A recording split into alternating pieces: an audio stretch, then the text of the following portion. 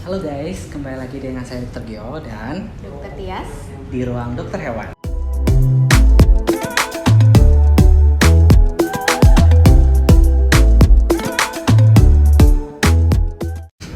Nah, kali ini kita bakalan ngebahas tentang penyakit-penyakit yang sering terjadi pada suatu breed atau kita sebut dengan breed predisposition.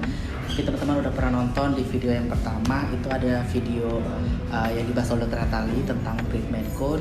Jangan lupa ditonton sebelumnya, jadi biar nyambung ke sini.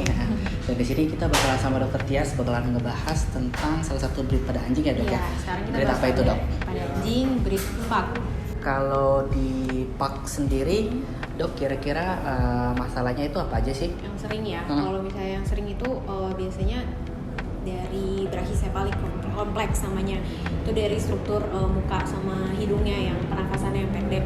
Saya itu biasanya kedua masalah mata. Yang ketiga itu masalah kulit, itu yang seringnya gitu. Okay. Kalau nih, jadi di sini ada 3 poin ya kita bahas. Jadi ada brachycephalic kompleks, sama ada masalah dengan mata, terus ada masalah dengan kulit di situ ya. Jadi yang pertama ini brachycephalic kompleks itu apa sih dok kira-kira? Oke, kalau brachycephalic itu dia dari anatomi kepala sama hidungnya ya, dia beda sama anjing-anjing yang pada umumnya. Dimana kepalanya itu lebih besar, terus agak datar, sehingga si saluran pernafasannya atau hidungnya itu pendek gitu. Jadi ini yang biasanya nyebabin biasanya dia sesak, terus kalau misalnya sesak nafasnya yang paling sampai parah itu bisa langsung kolaps gitu. Jadi kayak misalkan mereka juga kadang kalau tidur suka ngorok gitu ya, betul. Karena memang anatomikalnya yang berbeda. Dan mungkin dari ininya aja ya, lubang dari hidungnya juga memang cukup sempit ya dok ya, makanya udara yang masuk pun juga mungkin lebih sedikit dibanding hewan-hewan yang lain. Jadi misalnya namanya kalau yang lubang hidungnya yang sempit itu tuh namanya stenotic nares, itu biasanya lubang hidungnya dia kecil gitu ya. Bahkan ada yang sampai saking kecilnya dia tuh yaitu udara susah masuk gitu. Biasanya yang bikin gejala selanjutnya yang sesak nafas ya karena itu udara yang masuk kayak kurang dibandingin yang seharusnya dia dapetin gitu. Oke, kalau misalnya biasanya di brachycephalic ini juga masalahnya biasanya yang sering ya itu kayak abnormalitas dari si cincin trakeanya misalnya harusnya kan tulang rawannya dia membuka agak lebar ya gitu, terus nah di beberapa breed yang di Pug sendiri itu abnormalitas atau malformasi dari lahirnya gitu, jadi itu bikin si trakeanya menyempit sehingga ya itu jalur udaranya juga masuknya kurang udaranya. Oh, kalau mungkin di sini kita sebutnya mungkin tracheal collapse kali ya dok ya? Oh ya bisa gitu. Okay. Itu sering seperti itu. Biasanya sih kita kelihatannya dari X-ray ya gitu, kita lihat itunya penyebabnya.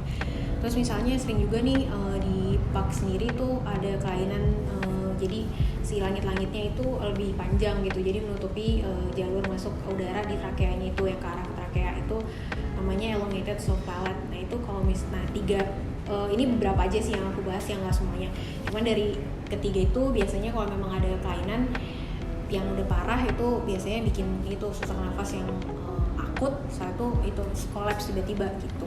Oke, jadi kalau misalkan poin yang terakhir dari brachycephalic kompleks ini yang tadi yang panjangnya langit-langit itu kemungkinan juga akan dilakukan operasi kali ya dok ya? Iya, jadi tergantung kondisinya juga sih, kayak kita harus lihat juga kondisi di lapangannya tuh kayak gimana. Kita nggak separah apa sih, apakah emang harus langsung dioperasi, karena emang kalau yang udah parah sekali, yang udah treatment apapun juga obat-obatan tuh kurang mencukupi gitu, jadi ya mau kita tindakan terakhirnya ya operasi gitu.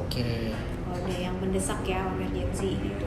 Jadi semuanya kembali lagi ke kondisi di lapangan yang kita temuin dan tingkat keparahannya ya seperti apa. Jadi treatment pun akan mengikuti sebenarnya. Gitu. Terus yang poin kedua itu berkaitan dengan mata, kira-kira itu apa aja sih dok? Kalau mata itu biasanya kita ada yang namanya ini saya bahas cuma beberapa aja karena sebenarnya banyak ya kalau masalah mata di Pug sendiri. Cuman yang sering dan yang mudah di diagnosa itu sebenarnya enteropion sama distiasis gitu. Kalau enteropion sendiri itu jadi abnormalnya sih kelopak mata atau lipatan mata, karena sih kan Pug itu kan lipatannya berlipat-lipat banyak ya. Bisa kayak kita tahu lipatannya banyak, dan biasanya sih yang di bawah, kelopak mata yang bawah tuh kayak melipat ke dalam gitu. Harusnya kan dia keluar, sehingga itu yang lama-lama bikin iritasi si korneanya. Terus kalau udah iritasi yang parahnya bisa ulcer gitu atau luka di korneanya gitu.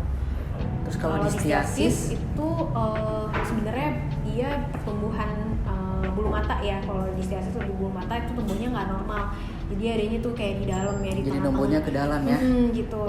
Biasanya sih bisa di treatment langsung dicabut gitu biasanya, atau di laser biasanya kayak gitu.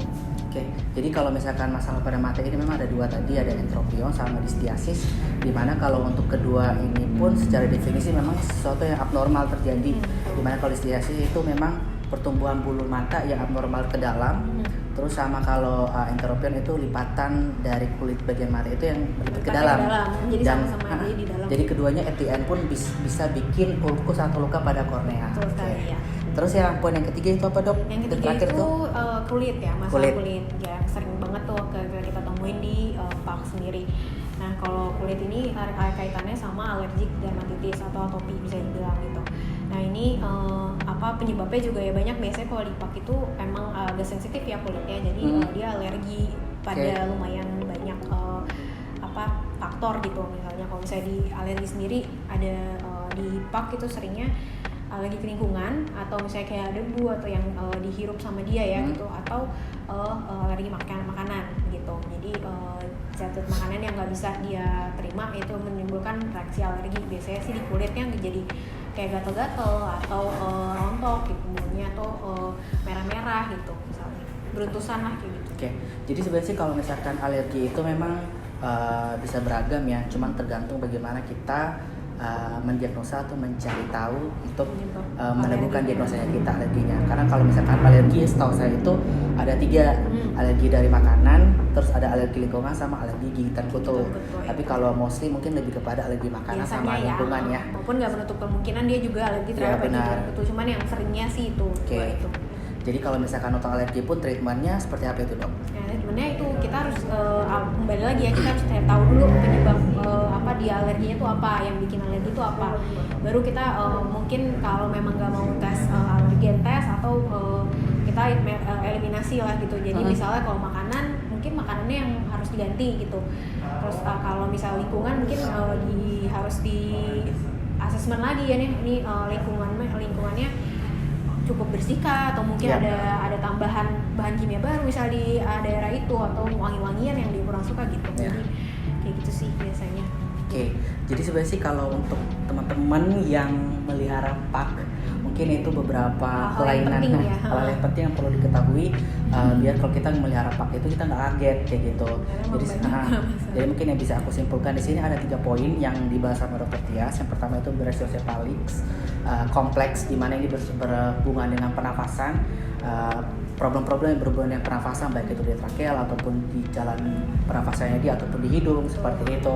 Terus yang kedua itu masalah dengan matanya dia, yang di sini ada 2 poin yang diangkat ya, ada entropion sama distiasis gitu. Dan at the end biasanya sih memang ada dilakukan surgery atau operasi. Terus yang terakhir itu memang paling sering juga yang saya temuin mungkin itu adalah alergik atau masalah-masalah pada kulit. Dan biasanya ini memang kita harus jabarkan lagi, masalah-masalah pada kulit itu ada banyak, dan bisa karena makanan, terus ada dari lingkungan ataupun gigitan kutu. Dan kembali lagi ke bagaimana teman-teman ataupun dokter-dokter semuanya dalam mengambil sampel untuk menemukan diagnosa yang ada. Nah, kalau untuk teman-teman kalau misalkan ada pertanyaan bisa langsung aja komen di bawah ataupun diskusi langsung dengan Dr. Tias. Jadi mungkin itu aja, sekian dari kita. Jangan lupa di like, komen, dan di subscribe. Bye-bye.